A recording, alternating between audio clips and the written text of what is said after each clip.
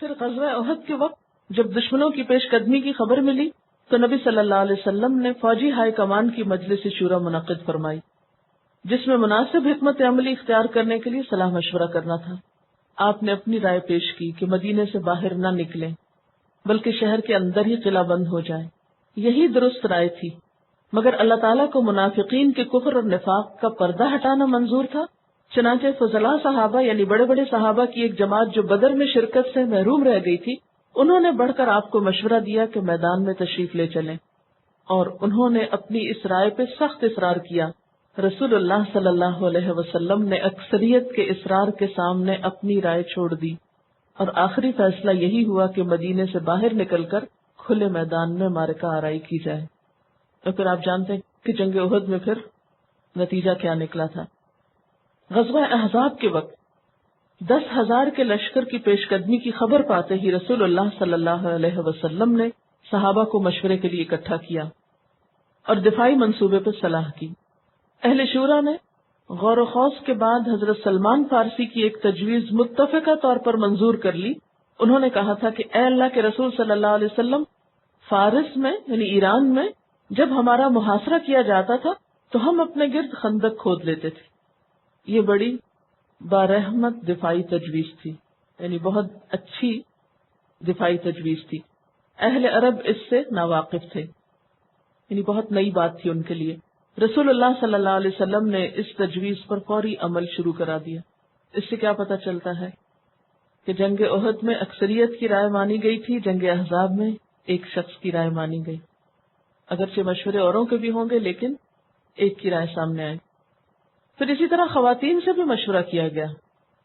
نبی صلی اللہ علیہ وسلم نے مختلف مقامات پر اپنی ازواج سے مشورہ کیا۔ سب سے پہلے تو ہم دیکھتے ہیں کہ وحی کے نزول کے بعد حضرت خدیجہ رضی اللہ تعالی عنہا کے پاس آپ آتے ہیں اور آپ ان سے مشورہ کرتے ہیں کہ اب مجھے کیا کرنا چاہیے، تو وہ آپ کو اپنے چچا زاد ورقہ بن نوفل کے پاس لے جاتی ہیں۔ اسی طرح صلح حدیبیہ کے موقع پر جب آپ معاہدہ صلح لکھوا کر فارغ ہو چکے تھے تو فرمایا اٹھو اور اپنے اپنے جانور قربان کر دو، لیکن کوئی نہ اٹھا۔ بہت غم تھا صحابہ پر، حتیٰ کہ آپ نے یہ بات 3 مرتبہ دہرائی مگر پھر بھی کوئی نہ اٹھا۔ تو آپ ام سلمہ رضی اللہ تعالی عنہا کے پاس گئے اور لوگوں کے اس طرز عمل کا ذکر کیا۔ ام المومنین نے کہا یا رسول اللہ صلی اللہ علیہ وسلم، اگر آپ ایسا چاہتے ہیں تو پھر آپ تشریف لے جائیے اور کسی سے کچھ کہے بغیر چپ چاپ اپنا جانور ذبح کر دیجئے، اپنے حجام کو بلا کر سر منڈوا لیجئے۔ اس کے بعد رسول اللہ صلی اللہ علیہ وسلم باہر تشریف لائے اور کسی سے کچھ کہے بغیر یہی کیا۔ جب لوگوں نے دیکھا تو خود بھی اٹھ کر اپنے اپنے جانور ذبح کر دیے اور پھر باہم ایک دوسرے کا سر مڑنے لگے۔ کیفیت یہ تھی کہ معلوم ہوتا تھا فرط غم کے سبب ایک دوسرے کو قتل کر دیں گے، اتنا شدید غصہ تھا سب میں۔ اب اس میں آپ دیکھیے کہ حضرت ام سلمہ رضی اللہ تعالی عنہا کا مشورہ کتنا پریکٹیکل تھا اور آپ نے اس پر عمل کیا اور معاملہ حل ہو گیا۔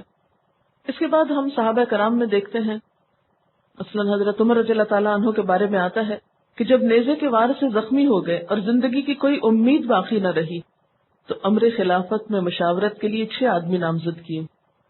حضرت عثمان، حضرت علی، حضرت طلحہ، حضرت زبیر، حضرت سعد اور حضرت عبد الرحمن بن عوف۔ انہوں نے باہم مشورہ کیا اور دیگر لوگوں سے بھی مشاورت کی۔ اس کے بعد حضرت عثمان کو خلافت کے لیے مقرر کر دیا گیا۔ حضرت عمر کے بارے میں آتا ہے کہ جب بھی کوئی اہم معاملہ پیش آتا تو مشاورت کے لیے اعلان کیا کرتے تھے الصلاۃ جامعہ، یعنی یہ الفاظ دہرائے جاتے کہ اہل شورا نماز کے لیے جمع ہوں۔ جب وہ مسجد میں جمع ہو جاتے تو 2 رکعت نماز ادا کرتے، یعنی مشورہ کرنے سے پہلے۔ حضرت عمر کی اقتداء میں باقی لوگ نماز پڑھتے، نماز اور دعا کے بعد حضرت عمر لوگوں سے مشورہ کرتے۔ جدید دور میں مشاورت یا کنسلٹیشن جو ہے یہ باقاعدہ ایک بزنس بن چکا ہے۔ آج کل حکومت کا معاملہ ہو یا بزنس کا یا مارکیٹنگ کا، کوئی بھی چیز مشورے کے بغیر نہیں کی جاتی، اور ہم دیکھتے ہیں کہ اس کا ایک باقاعدہ پروسیس ہوتا ہے اور صاحب الرائے لوگ، یعنی ہر ایک سے مشورہ نہیں کیا جاتا، صاحب الرائے لوگوں سے مختلف امور میں مشورہ کیا جاتا ہے، اور کسی بھی معاملے سے متعلق لوگ جو اس معاملے سے متعلق اچھی شد بدھ رکھتے ہوں، سمجھ بوجھ رکھتے ہوں، ان سے مشورے کے بعد مختلف کام کیے جاتے ہیں، جس کے بعد کاموں میں کامیابی کا تناسب بڑھ جاتا ہے۔ کنسلٹیشن یا مشورے کے 4 حصے یا مرحلے ہوتے ہیں۔ پہلا، خیالات یا معلومات کا تبادلہ، یعنی ایک طرح کی برین سٹارمنگ ہوتی ہے یا آپس میں آئیڈیاز شیئر کیے جاتے ہیں، ڈسکس کیے جاتے ہیں۔ اس کے لیے باہم ڈائلاگ کیا جاتا ہے، بات چیت کی جاتی ہے، گفتگو کی جاتی ہے۔ پھر نیگوشیشنز ہوتی ہیں، پھر پارٹنرشپ بنتی ہے، یعنی بڑے گروپ میں مشورے کے بعد چھوٹے گروپس، پھر 1 to 1 بیس پر بھی مشورہ کیا جاتا ہے، اور پھر ان سب مشوروں کے نتائج سامنے لا کر اس کی روشنی میں پالیسی بنائی جاتی، اور پھر اس پالیسی کے مطابق کوئی کام شروع کیا جاتا ہے۔ اس میں مختلف طریقے اختیار کیے جا سکتے ہیں، مثلا چھوٹے گروپ میں مشورہ کرنا، اسمال گروپس میں، اسی طرح پبلک میٹنگ، عام لوگوں کی رائے لینا، یعنی مثال کے طور پر جیسے اس ادارے کے انتظامات چلانے کے لیے بعض اوقات مشورہ کیا جاتا ہے ایک چھوٹے گروپ میں، اور بعض اوقات کلاس میں بہت سے امور کا مشورہ کیا جاتا ہے۔ اسمال گروپ اور پبلک میٹنگ یہ دونوں فورم ہو سکتے ہیں مشورے کے۔ پھر اسی طرح تعلیمی معاملات میں عموماً کانفرنسز کی جاتی ہیں، ورک شاپس کی جاتی ہیں، اور ورک شاپ کو ورک شاپ کیوں کہا جاتا ہے کہ ایک طرح کی اسکل رکھنے والے بہت سے لوگ وہاں مل کر ایک دوسرے سے سیکھتے ہیں اور ایک دوسرے سے مشورہ کرتے ہیں۔ پھر کویسچنئر کا طریقہ بھی ہوتا ہے، سوال نامے کے ذریعے لوگوں سے رائے معلوم کی جاتی ہے۔ پھر سجیشن باکسز استعمال کیے جاتے ہیں جو عموماً چند ہی لوگ استعمال کرتے ہیں، یعنی لوگوں کی توجہ مسائل کی طرف مبذول کرنے کے لیے اور انہی سے حل مانگنے کے لیے عموماً یہ طریقہ بھی کیا جاتا ہے۔ پھر اسی طرح سرویز کیے جاتے ہیں، لکھ کر یا فون پر یا انٹرویو کے ذریعے، اور ایک مشورہ ان سب سے اوپر بھی کیا جاتا ہے، اور وہ ہے اللہ تعالیٰ سے مشورہ، استخارے کا طریقہ۔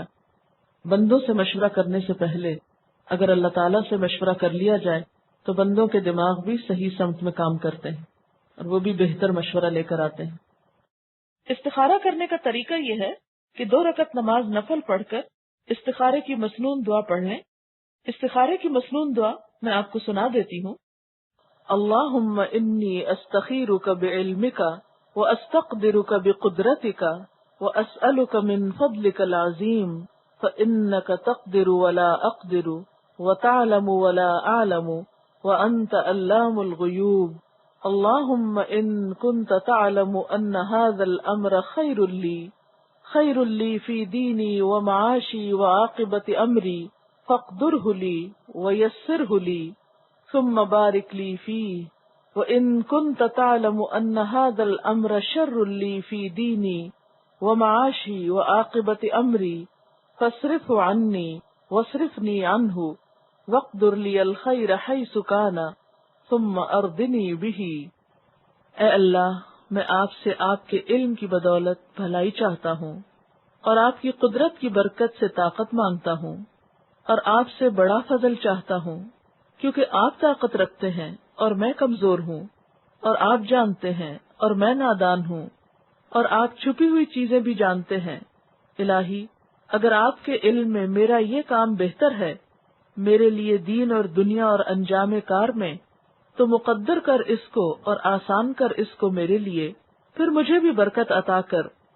اور اگر آپ کے علم میں یہ کام برا ہے میرے لیے دین اور دنیا اور انجام کار میں، تو دور کر دیجئے اس کو مجھ سے اور دور کر دے مجھے اس سے، اور مقدر کر میرے لیے خیر جہاں کہیں ہو، پھر مجھے اس پر راضی کر دے۔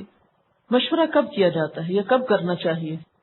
جب کوئی نئی پالیسی یا پروگرام نافذ کرنا ہو، جب کوئی تبدیلی لانا مقصود ہو، جب کوئی اہم معاملہ درپیش ہو، جب نئے خیالات جنریٹ کرنے کی ضرورت ہو، جب موجودہ حالات یا طریقہ کار کا جائزہ لینا مقصود ہو۔ ہر چھوٹی بڑی بات میں مشورہ کرنا ضروری نہیں ہوتا، اہم امور میں مشورہ کیا جاتا ہے۔ پھر یہ کہ مشورہ کس سے کرنا چاہیے؟ متعلقہ اشخاص سے، جن کا اس معاملے سے براہ راست تعلق ہو، جو اس سے متاثر ہو سکتے ہیں۔ پھر سمجھدار لوگوں سے، ناسمجھ اور کم عقل احمق لوگوں سے مشورہ نہیں کرنا چاہیے۔ پھر یہ کہ ایسے لوگوں سے مشورہ کرنا چاہیے جو معاملے سے متعلق نہ صرف یہ کہ علم رکھتے ہوں بلکہ تجربہ بھی رکھتے ہیں، کیونکہ بعض اوقات کسی کے پاس علم ہوتا ہے لیکن تجربہ نہیں ہوتا تو وہ صحیح مشورہ نہیں دے سکتا. بعض لوگوں کے پاس علم کم ہوتا ہے لیکن تجربہ زیادہ ہوتا ہے، بسا اوقات ان کے مشورے زیادہ پریکٹیکل ہوتے ہیں. پھر ان لوگوں سے مشورہ کرنا چاہیے جن کے دل میں اس کام سے متعلق ہمدردی ہو، خیرخواہی ہو اور سنجیدگی ہو. جن کو کسی کام سے متعلق کوئی غرض ہی نہ ہو تو ان سے مشورہ نہیں ہونا چاہیے، کیونکہ وہ معاملے کو اور بگاڑ دیں گے. پھر اسی طرح مفاد پرست لوگوں سے مشورہ نہیں کرنا چاہیے جن کو صرف اپنا فائدہ سوچتا ہو، یعنی جن کے سامنے صرف اپنا فائدہ ہو، اپنا مسئلہ ہو، اپنی پرائرٹی ہو، اپنی ذات ہو. ایسے لوگوں کا مشورہ زیادہ کارآمد نہیں ہوتا.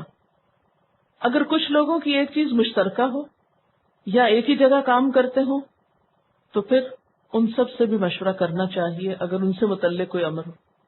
اسی طرح دینی معاملات میں خدا ترس لوگوں سے مشورہ کرنا چاہیے جن کے اندر تقویٰ ہو، یعنی دین کے معاملے میں بے دین لوگوں سے مشورہ نہیں کرنا چاہیے. مثلا آپ لوگ کو اگر تبلیغ کرنی ہے یہاں سے نکل کر، اور آپ کسی ایسے شخص سے جا کر پوچھیں کہ جس کو دین سے کوئی دلچسپی نہ ہو کہ مجھے تبلیغ کرنی چاہیے یا نہیں، تو وہ آپ کو کیا مشورہ دے گا؟ اور آپ نے دیکھا کتنا یہ میرا خیر خواہ ہے، اس نے مجھے بچا لیا، ورنہ میں تو ایک مشقت میں پڑ جاتی. ویسے عام طور پہ ہم مشورے اسی طرح ہی کرتے ہیں. جس نے قرآن پڑھ نہ رکھا اس سے پوچھتے ہیں قرآن پڑھاؤں یا نہیں پڑھاؤں.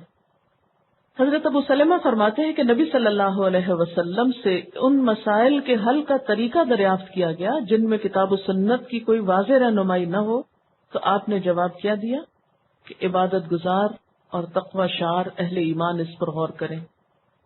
اسلام کا مزاج اجتماعیت پسند ہے، اس لیے گھریلو معاملات سے لے کر قومی معاملات تک سب میں مشورہ کیا جانا چاہیے.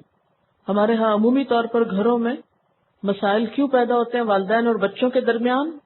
کیوں جنریشن گیپ پیدا ہو گیا ہے؟ کہ والدین بچوں سے مشورہ نہیں کرتے یا بچے والدین کو مشورے کے لائق نہیں سمجھتے. وہ اپنے کاموں میں اپنے دوستوں سے یا ہم عمر لوگوں سے مشورہ کرنا زیادہ پسند کرتے ہیں جو ان کو ان کی مرضی کی بات بتائیں. مشورے کا فائدہ کیا ہوتا ہے؟ ایک بات تو یہ کہ انسان کسی ناکامی کی صورت میں شرمندگی سے بچ جاتا ہے. نبی صلی اللہ علیہ وسلم نے فرمایا وہ آدمی ناکام نہیں ہوا جس نے استخارہ کیا، اور اس شخص کو شرمندگی نہیں اٹھانی پڑی جس نے مشورے سے کام کیا. مشورہ خیر و برکت اور رحمت کا باعث ہے. حضرت عبداللہ بن عبد العزیز کا ارشاد ہے ایک دوسرے سے مشورہ کرنا اور آپس میں مدد کرنا خیر و برکت کی کلید اور رحمت کے دروازے ہیں، کیونکہ ان دونوں کو اختیار کرنے کے بعد کسی رائے کے بھٹک جانے اور حزم اور احتیاط کے ہاتھ سے نکل جانے کا اندیشہ نہیں ہے. مشورہ مسائل کا بہتر حل بھی ہوتا ہے. امام حسن بصری فرماتے ہیں خدا کی قسم جب کوئی قوم آپس میں مشورہ کرتی ہے تو پیش آئندہ مسائل میں راہ ثواب پا لیتی ہے. ثواب پہ سے نہیں سواد سے، یعنی درست راستہ پا لیتی ہے. جب کوئی قوم آپس میں مشورہ کرتی ہے تو پیش آنے والے مسائل میں صحیح راستہ تک پہنچ جاتی، کیونکہ مشورے میں بہت سارے لوگ انوالو ہوتے ہیں جو مختلف پہلوؤں سے ایک چیز کا جائزہ لیتے ہیں. اس طرح ذہنی اشتراک عمل جو ہے اس سے نئی جہتیں کھلتی ہیں، ایک وسعت آتی ہے، کام میں زیادہ فائدہ مند ہوتا ہے بنسبت اس کے کہ ایک شخص یا دو لوگ بیٹھ کے خود ہی کچھ فیصلے کر لیں. پھر اسی طرح برین سٹارمنگ سے نئے آئیڈیاز سامنے آتے ہیں، نئی جہتیں، نئی سمتیں، اور کام میں زیادہ بہتری کی صورت پیدا ہوتی ہے. فیصلوں کا جو بوجھ ہوتا ہے وہ بھی بڑھ جاتا ہے، کیونکہ بڑے امور کا فیصلہ کرتے وقت انسان بہت بوجھ محسوس کرتا ہے، اور جب انسان دوسروں کو شریک مشورہ کرتا ہے تو اس سے وہ بوجھ ہٹ جاتا ہے یا بوجھ بڑھ جاتا ہے. پھر اسی طرح ٹیم کے اندر اعتماد پیدا ہوتا ہے، کام کی کوالٹی میں اور باہمی تعلقات میں بہتری آتی. وتواصوا بالحق وتواصوا بالصبر کی فضا جو ہے یہ ہر شخص کو آگے بڑھنے میں مدد دیتی. پھر مشورہ تکبر کی نفی کرتا ہے. دوسرے کی رائے کو اہمیت دینے سے، ان سے مشورہ کرنے سے انسان تکبر، خود فریبی اور انا پرستی سے بچ جاتا ہے. حضرت علی رضی اللہ تعالیٰ عنہ فرماتے ہیں باہمی مشورے سے کام کرنا ہی اصل ہدایت ہے. وہ شخص خطروں میں گر گیا جس نے اپنی رائے کے ساتھ انفرادیت اختیار کی. اور آج کل آپ دیکھیں کہ شیطان کا ایک وسوسہ کیا ہوتا ہے کہ میری انفرادیت ظاہر ہو، انفرادیت کا معنی سمجھتے ہیں آپ؟ یعنی دوسرے لفظوں میں اپنی ذات نمایاں کرنا، کہ ایکسکلوسیولی میں نمایاں ہو جاؤں دوسروں کے مقابلے میں، میری اہمیت بن جائے. کیونکہ مشورے میں پھر کسی ایک کا نام تو بلند نہیں ہوتا نا، اس کا فائدہ سب کو ہوتا ہے، کریڈٹ سب کو ملتا ہے.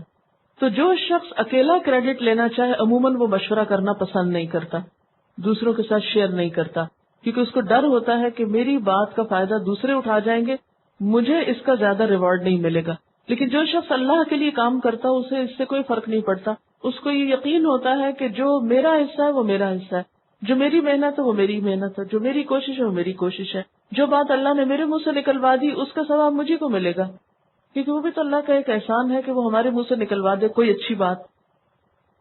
پھر اسی طرح یہ کہ ترقی کا راز ہے مشورہ. کہتے ہیں کہ جاپانیوں کی ترقی کا راز مشورے میں ہے. یعنی جب یہ اسٹڈیز کی گئی کہ جاپان نے ترقی کیوں کی تو اس سے پتہ چلا کہ ان کا ہر کام مشورے سے ہوتا ہے. ان کی ڈیسیژن میکنگ تھیوری کا تجزیہ کیا گیا تو یہ بات سامنے آئی کہ وہاں ڈیسیژن میکر فیصلہ کرتے وقت تمام متعلقہ لوگوں سے مشورہ کرتے ہیں، اور خاص طور پر ان سے جو اس فیصلے سے متاثر ہوں. جاپان کے لوگ، ان کے اندر اتنی حب الوطنی ہوتی ہے، یعنی اتنے پیٹریاٹس ہوتے ہیں کہ وہ اپنے قومی مفاد کو ذاتی مفاد پہ ترجیح دیتے ہیں. وہ اپنے قومی مفاد کو ذات پہ ترجیح دیتے ہیں. اس لیے ان کے فیصلے کرنے کے نظریے یعنی ڈیسیژن میکنگ تھیوری کوئی اور قوم اپنا نہیں سکی. اس معاملے میں کوئی اور قوم ان کا مقابلہ نہیں کر سکی. اور پھر اس میں یونٹی بھی آتی ہے نا، ایک اجتماعیت اور ایک مضبوط قوت جنم لیتی، کوئی اور اس کو پھر توڑ نہیں سکتا. اب اس کا ادب کیا ہے مشورہ دینے کا؟ نمبر 1، امانت داری سے مشورہ دینا چاہیے. اپنے ذات کے فائدے کو سامنے رکھ کے مشورہ نہیں دینا چاہیے، اجتماعی فائدے کو سامنے رکھ کے مشورہ دینا چاہیے. نبی صلی اللہ علیہ وسلم نے فرمایا جس سے مشورہ کیا جائے وہ امین ہے، المستشار مؤتمن. دوسری بات، مشورہ اس وقت دیں جب کوئی مشورہ مانگے، بلا وجہ مشورے نہ بھیجیں. اسی طرح مشورہ دینے میں سچائی سے کام لیں، یہ غیبت شمار نہیں ہوتی. مثلا حضرت فاطمہ بنت قیس بیان کرتی ہیں کہ میں نبی صلی اللہ علیہ وسلم کی خدمت میں حاضر ہوئی اور کہا کہ ابو جہم اور معاویہ دونوں نے مجھے نکاح کا پیغام بھیجا ہے، تو آپ سے مشورہ کرنے آئی تھی کہ میں ہاں کس کو کروں. تو آپ صلی اللہ علیہ وسلم نے دونوں کے اندر جو نقص تھا وہ صاف صاف بتا دیا تاکہ وہ بہتر فیصلہ کر سکیں. نبی صلی اللہ علیہ وسلم نے فرمایا جب تم میں سے کوئی اپنے بھائی سے مشورہ لے تو اسے چاہیے کہ بھلی بات کا مشورہ دے. پھر اسی طرح جذباتیت سے ہٹ کر مشورہ دینا چاہیے، جذبات کی رو میں بہہ کے مشورہ نہیں دینا چاہیے. خیرخواہی اور خلوص کے ساتھ دوسرے کا فائدہ ذہن میں رکھ کر حالات کا بغور جائزہ لیتے ہوئے بہترین مشورہ دینے کی کوشش کی جائے. نبی صلی اللہ علیہ وسلم نے ابو الحسن سے پوچھا تیرے پاس کوئی خدمت گزار ہے؟ اس نے جواب دیا نہیں. آپ نے فرمایا کہ ہمارے پاس جب کوئی آئے تو تم آ جانا. جب نبی صلی اللہ علیہ وسلم کے پاس 2 قیدی لائے گئے تو ابو الحسن آپ کے پاس آئے. آپ نے فرمایا ان دونوں میں سے ایک کو چن لو. انہوں نے کہا اے نبی صلی اللہ علیہ وسلم آپ ہی کوئی میرے لیے پسند فرما دیجئے. آپ نے فرمایا جس سے مشورہ لیا جائے وہ امین ہوتا ہے. اب تو اسے لے لے کیونکہ میں نے اسے نماز پڑھتے دیکھا ہے، اور اس کے بارے میں میری بات مان لے اور اس سے اچھا سلوک کر. پھر اسی طرح حقیقت پر مبنی اور پریکٹیکل قسم کے مشورے دینے چاہیے. ایسے مشورے نہیں دینے چاہیے جن کے الفاظ تو بہت خوبصورت ہوں یا جو بہت اعلیٰ درجے سے تعلق رکھتے ہوں لیکن عملاً ان کا نفاذ ممکن نہ ہو. پھر اسی طرح اگر کسی کام کا تجربہ نہ ہو، نہ ہی معلومات ہو، تو مشورہ دینے سے گریز کرنا چاہیے، کیونکہ ہم ہر معاملے میں مشورہ ضرور دینا چاہتے ہیں، خواہ ہمیں اس سے کچھ غرض ہو یا نہ ہو، یا ہمیں اس کا کوئی تجربہ ہو یا نہ ہو، یا اس کے بارے میں کچھ معلومات ہو یا نہ ہو. یہ بھی ایک خطرناک عادت ہوتی. پھر اسی طرح مشورہ دے کر لا تعلق ہو جانا چاہیے، اس کی کھوج میں نہیں رہنا چاہیے کہ اس پہ عمل ہوا یا نہیں ہوا. مشورہ دے کے دوسرے کو پابند نہ کرے کہ ضرور قبول کر لو. کیوں؟ اس لیے کہ اختیار کس کے پاس ہے؟ صاحب امر کے پاس، قبول کرے یا نہ کرے. اور اسلام میں اس بات کی کوئی اہمیت نہیں کہ میجورٹی ایک بات کہے تو وہ ضرور مان لی جائے اور وہ ضرور درست ہی ہو. یہ جمہوریت کا اصول ہے یا مغرب کا اصول ہے، میجورٹیز اتھارٹی. اسلام میں اگر 2 لوگ بھی درست بات کر رہے ہیں تو ان کی بات لے لینا زیادہ بہتر ہے بنسبت اس کے کہ وہ میجورٹی کی بات کو لیں. اور آخری فیصلے کا اختیار میر مجلس کو ہوتا ہے. فَإِذَا عَزَمْتَ فَتَوَكَّلْ عَلَى اللَّهِ، جب تم ارادہ کر لو تو پھر اللہ پہ بھروسہ کر لو. وَالَّذِينَ اسْتَجَابُوا لِرَبِّهِمْ وَأَقَامُوا الصَّلَاةَ وَأَمْرُهُمْ شُورَى بَيْنَهُمْ وَمِمَّا رَزَقْنَاهُمْ يُنْفِقُونَ. میں جب سن رہی تھی اس آیت کی تلاوت، اتنی خوبصورت تصویر نظر آ رہی تھی مجھے اہل ایمان کی. وَالَّذِينَ اسْتَجَابُوا لِرَبِّهِمْ وَأَقَامُوا الصَّلَاةَ وَأَمْرُهُمْ شُورَى بَيْنَهُمْ وَمِمَّا رَزَقْنَاهُمْ يُنْفِقُونَ. یعنی مجھے ایسے لگ رہا تھا جیسے اللہ تعالیٰ کا کوئی حکم ہے اور کچھ لوگ دوڑتے ہوئے چلے آ رہے ہیں. وَالَّذِينَ اسْتَجَابُوا لِرَبِّهِمْ، دیر نہیں لگا رہے. اور پھر جب اللہ تعالیٰ فرماتے ہیں جھک جاؤ تو سارے اکٹھے نماز میں جھک جاتے ہیں. وَأَقَامُوا الصَّلَاةَ، اور پھر کوئی معاملہ پیش آ گیا سارے دائرے میں بیٹھ گئے. وَأَمْرُهُمْ شُورَى بَيْنَهُمْ، اور پھر جب وہاں سے نکلے لوگوں کے ساتھ انٹریکٹ کیا. وَمِمَّا رَزَقْنَاهُمْ يُنْفِقُونَ، ہر ایک کے فائدے کے بن گئے، ہر ایک پر اللہ کی دی ہوئی نعمتیں اور مال اور دوسری صلاحیتیں خرچ کر رہے ہیں. یہاں اقام الصلاۃ مشورے سے پہلے ہے، اللہ کی مدد کے ساتھ آگے بڑھنا چاہیے. اور اس سے پہلے کیا ہے؟ والذین استجابوا لربہم، ایک استجابت اور اطاعت کی کیفیت ہے، سر تسلیم خم ہے. اللہ تیرا حکم مانیں گے، اور وہی مان سکتے ہیں جن کے اندر پھر واقعی عملی طور پر نماز میں جھکنے کی عادت ہو اور پھر دوسرے انسانوں کے ساتھ مل کے چل سکے.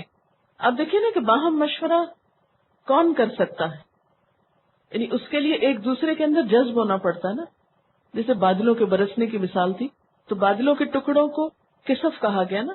تو کسف وہ ٹکڑا ہوتا ہے جو دوسرے میں ضم ہو جاتا ہے، جمع ہو جاتا ہے نا، اور اپنی انفرادیت اور اپنا آپ دوسروں میں ضم کر دیتا ہے. مثلا بادل کے ٹکڑے اٹھے مختلف، پھر وہ کٹھے ہوئے، تو ہر ٹکڑے نے اپنا الگ وجود کھو دیا. اس نے اپنے آپ کو کیا کیا؟ ساروں میں ضم کر لیا. تو مشورہ کیا ہے؟ ایک بات جس میں سب نے اپنے آپ کو ضم کر لیا. اور پھر یہ بات یاد رکھیے کسی بھی معاملے میں مشورے کے بارے میں کہ ضروری نہیں ہوتا کہ 100% کوئی اگری کرے تو پھر آپ وہ کام کریں. لیکن اگر سب کے مشورے سے، یعنی مشورے کا مقصد کیا ہے کہ سب کے مشورے سے جب کوئی درست رائے سامنے آئے جس میں سب کا بھلا ہو، اس کو اختیار کر لیا جائے، چاہے وہ چند لوگوں کی ہو یا سب کی ہو. تو بات یہ ہو رہی تھی کہ مشورہ جو ہے وہ ایک اجتماعی سوچ کا نمائندہ ہوتا ہے، اتحاد اور اتفاق کو ریپرزینٹ کرتا ہے. لیکن افسوس یہ کہ آج اگر کوئی مشورہ کسی چیز میں دیتا بھی ہے تو اس میں بھی اپنا وجود وہ برقرار رکھنا چاہتا ہے کہ میں نے یہ کہا تھا، میری وجہ سے یہ ہوا تھا، اور اس کو مینشن کیا جاتا ہے. تو پھر نیت کا خلوص تو گیا نا کہیں. جب آپ نے کیا، اللہ نے دیکھ لیا، فرشتوں نے لکھ لیا، آپ کا حصہ آپ کو مل گیا. اس کے بعد بار بار اس بات کو کرنا اور اپنی انفرادیت کو قائم رکھنے کی کوشش کرنا اور اپنے آپ کو نمایاں کرنا، یہ سارے عمل برباد کرنے والے طریقے ہیں جو شیطان ہم سے کراتا ہے اور ہمیں خبر بھی نہیں ہوتی. اور یہ پہلو بھی یاد رکھیے کہ مشورہ ان سے کریں جو اس معاملے میں علم اور تجربہ رکھتے ہوں، اس کے نفع نقصان سے واقف ہوں. ان سے نہیں کریں کہ جو اس کے بارے میں ایک متعصبانہ رائے رکھتے ہوں. یک طرفہ رائے نہیں لینی چاہیے. کسی بھی معاملے کے دونوں پہلو دیکھنے چاہیے. صرف ایک رائے دیکھ کر، مثلا کسی گروپ میں مشورہ ہو رہا ہے، 10 لوگ ایک بات کر رہے ہیں، 2 ایک بات کر رہے ہیں، 2 کی بات جو ہے وہ زیادہ دلیل والی ہے، 10 کی جو ہے وہ بغیر دلیل کے ہے، صرف جذباتیت پر مبنی ہے، تو وہ تو نہیں لی جائے گی. ٹھیک ہے نا. تو دونوں پہلو سامنے رکھنے چاہیے. جب مشورے کے بعد منزل ایک نظر آتی ہے، مقصد ایک ہوتا ہے، فائدہ ایک، تو پھر انسان اپنا مال بھی اس راستے میں خرچ کرنے سے گریز نہیں کرتا. مشورہ کرتے وقت اگر آپ کی مرضی، مثلا میں آپ سے اگر کوئی مشورہ کروں اور میری کچھ اور رائے ہو، کیونکہ ہر ایک کی رائے ہوتی ہے نا، اور آپ کی رائے میرے سے مخالف ہو، تو مجھے اس میں ناراض نہیں ہونا چاہیے اور اس سے برا نہیں ماننا چاہیے. کیوں؟ اس لیے کہ ضروری نہیں کہ جو میں سوچوں وہی زیادہ درست ہو. اللہ تعالیٰ کوئی درست بات کسی اور کے ذہن میں بھی ڈال سکتا ہے اور وہ زیادہ فائدہ مند ہو سکتی ہے سب کے لیے. اس لیے مشورہ کرتے وقت اگر اختلاف رائے سامنے آئے تو اسے اپنے حق میں کبھی برا نہ جانے. وہ آپ کی سوچ کو بھی اور ریفائن کرے گا اور اس سے اور وسعت آئے گی آپ کے اندر، مزید سیکھیں گے۔ بسا اوقات لوگ آرڈر کی صورت میں مشورہ دیتے ہیں اور نہ ماننے پہ مائنڈ کرتے ہیں، بسا اوقات اعتراض کی صورت میں مشورہ دیتے ہیں۔ یہ دونوں ہی طریقے مشورے کی افادیت کھو دیتے ہیں۔ بچوں کی شخصیت کو بہت پر اعتماد بناتا ہے یہ مشورہ۔ اس میں آپ دیکھیے کہ مشورہ نہ کرنا کس چیز کی علامت ہوتا ہے۔ اپنے آپ کو رکھے سامنے کہ مثلا میں کب مشورہ نہیں کرنا چاہتی؟ جب میں اپنی خواہش کی پیروی کرنا چاہتی ہوں یا اپنی منمانی کرنا چاہتی ہوں یا اپنی مرضی منوانا چاہتی ہوں، اس وقت مشورہ نہیں ہوگا۔ جیسے وہ آپ نے شاید حدیث پڑھ لی ہو، الدال علی الخیر کفاعلہ، خیر کی طرف رہنمائی کرنے والا ایسا ہی ہے جیسا خود کرنے والا۔ تو اچھا مشورہ ایک صدقہ جاریہ کا سبب بھی ہو سکتا ہے، آپ کے لیے نیکی اور بھلائی کا راستہ کھول سکتا ہے۔ اس لیے ہمیشہ بغیر کسی اپنے ذاتی مفاد اور اپنی ذاتی رائے کو سامنے رکھے جو چیز دین کے حق میں اور سب کے حق میں بہتر ہو اس کا مشورہ دینا چاہیے۔ عموماً ہم جب کوئی کام کرنا چاہتے ہیں اور اپنی مرضی کا کرنا چاہتے ہیں تو ہم مشورہ بھی صرف ان سے کرتے ہیں جو ہماری ہاں میں ہاں ملائیں۔ تو اس طرح ہم ایک خانہ پوری بھی کر لیتے ہیں اور اس کے بعد اپنی مرضی بھی کر لیتے ہیں۔ بعض اوقات ہم واقعی جب مشورہ لے رہے ہوتے ہیں یا دے رہے ہوتے ہیں تو بعض اوقات ہم غصہ کرنا شروع کر دیتے ہیں، بعض اوقات آوازیں بلند کرنا شروع کر دیتے ہیں، بعض اوقات ہوٹنگ شروع کر دیتے ہیں، بعض اوقات بحث مباحثے میں بدل جاتی ہیں چیزیں۔ بعض اوقات اس وقت تو ہم خاموش رہتے ہیں اور باہر نکل کے خوب مشورے دیتے ہیں اور ایک دوسرے کو مشورے دیتے رہتے ہیں یا تنقید کرتے رہتے ہیں، یا وقت گزرنے کے بعد مشورہ دیتے ہیں تنقید کی صورت میں۔ ایسی صورت میں جیسے بحث مباحثہ میں بھی اگر بدل جاتی ہے کوئی بات تو میرا خیال ہے کہ اس سے بددل نہیں ہونا چاہیے۔ کوئی بھی کام جب آپ ابتدا کرتے ہیں یا آغاز کرتے ہیں، میں سوچ رہی تھی کہ 25ویں پارے میں ہی کیوں پھر دوبارہ دہرائی گئی بات۔ ایک سورۃ آل عمران میں ذکر آیا، یعنی تیسری سورت میں، اور پھر یہاں 25ویں پارے میں 42ویں سورت میں بات آئی۔ تو یہ کس لیے؟ کیونکہ یہ بھی سیکھنا پڑتا ہے نا، یعنی یہ کام بھی کرنے سے آتا ہے۔ اور جو کام ہم مثلا نماز تو ہم روز پڑھتے ہیں لیکن مشورہ ہم عام طور پر نہیں کرتے، تو اس کے لیے ابتدا میں ہم ٹھوکریں کھائیں گے، پھر اس کے بعد آہستہ آہستہ اگر اپنی غلطیوں کا احساس ہو گیا تو فائدہ مند بھی ہو جائے گا وہ۔ لیکن چاہے بحث مباحثہ ہو، چاہے لڑائی جھگڑا ہو، اس کے باوجود اللہ کے حکم پر عمل کرنا تو نہیں چھوڑ سکتے، حکم تو یہی ہے۔ اور جو چھوڑیں گے وہ نافرمانی کریں گے۔ امرہم شورا بینہم، جو معاملہ سب سے متعلق ہے اس میں تو مشورہ کرنا ہی پڑے گا، اس میں اکیلی تو فیصلہ نہیں کر سکتی۔ اچھا، بعض اوقات ایسا ہوتا ہے کہ مشورہ کوئی بہت سنسیئرلی دیتا ہے اور سب کو اس وقت فائدہ مند نظر آتا ہے، لیکن جب اس پر عمل ہوتا ہے تو اس کا فائدے کی وجہ نقصان ہو جاتا ہے۔ تو پھر عموماً لوگ یہ نہیں کہتے کہ سب شامل تھے، وہ جو بیچارہ بولا ہوتا ہے اس کو پکڑ لیا جاتا ہے اور اس کو بلیم کیا جاتا ہے، تم نے مشورہ دیا تھا فلاں جگہ رشتہ کرو، اب ساری زندگی کے لیے تم مجرم ہو، تم ہی پکڑے رہو۔ ہاں، تو یہ چیز بھی نہیں ہونی چاہیے، کیونکہ اگر کسی نے اپنی طرف سے اپنے علم کی حد تک کوئی مشورہ دے دیا اور اس کے بعد وہ چیز نہیں فائدہ مند ہوئی تو سمجھے اللہ کی طرف سے وہ بھلائی سامنے نہیں آئی۔ ٹھیک ہے، ان کا کہنا یہ ہے کہ پروسیس ہوتا ہے نا مشورے کا، یہ نہیں کہ آج بات ہوئی ہے تو آج ہی فیصلہ کر کے اٹھو۔ بعض اوقات ہم یہ بھی چاہتے ہیں نا کہ جب مشورہ شروع ہوا ہے تو نتیجہ نکال کے ہی اٹھنا چاہیے، اس کو ایک دفعہ ایک آئیڈیا جنریٹ کرنے کے بعد اسے چھوڑ دینا چاہیے کہ لوگ سوچیں اس کے اچھے برے پہلو پر، اور پھر اس کے بعد دوبارہ مشورہ کرنا چاہیے تاکہ سب کی ٹھنڈے دل سے رائے جو ہے وہ سامنے آئے۔ دنیاوی علوم میں عام طور پر یہ ہوتا ہے کہ ہر شعبے کے خاص ماہرین ہوتے ہیں جن سے مشورہ لیا جاتا ہے اور پھر باقاعدہ ان کو پے کیا جاتا ہے اس کے لیے، اور ان کو آپس میں مکس نہیں کیا جاتا۔ مثلا بینکنگ سے متعلق اگر کوئی مشورہ کرنا ہے تو وہ کسی ایسے شخص سے نہیں کیا جائے گا جس کا اس سے کوئی تعلق نہ ہو۔ لکھتے ہیں کہ مشورے کے بعد رزق دوسروں پہ خرچ کرنے کی بات ہے، اور رزق میں علم بھی شامل ہے، یعنی مشورہ کرتے وقت لوگ اپنا علم، حکمت، تجربہ دوسروں سے شیئر کرتے ہیں۔ مشورے کے بعد رازداری کا خیال بے حد ضروری ہے۔ ذاتی امور میں جب کوئی مشورہ مانگے اور کوئی دوسرا مشورہ دے تو ان مشوروں میں پھر رازداری کا لحاظ رکھنا بے حد ضروری ہے۔